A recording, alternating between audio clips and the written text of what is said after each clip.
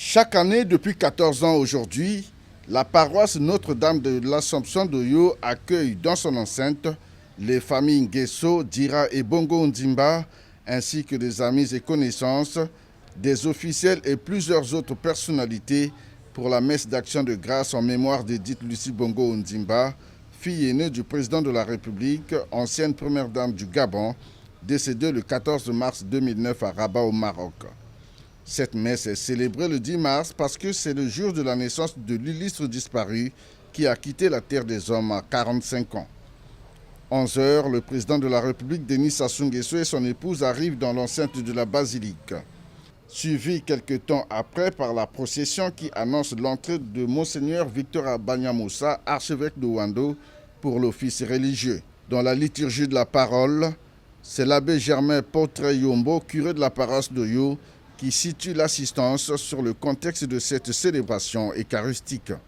Rite religieux du catholicisme sur fond des cantiques et danses à la gloire du Seigneur, c'est l'ambiance qui marque cette messe d'action de grâce dite en mémoire d'Edith Lucie Bongo Ondimba, femme de cœur dont le nom restera à jamais gravé dans le cœur de tous, au regard des actions entreprises en faveur de membres de sa famille en particulier, des populations du Congo et du Gabon en général.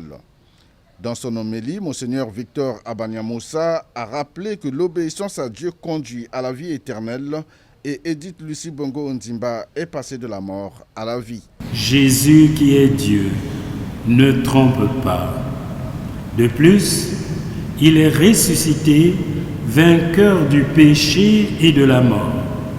Il a transformé la mort en mystère de vie. Nous ne mourrons pas. Nous entrons dans la vie.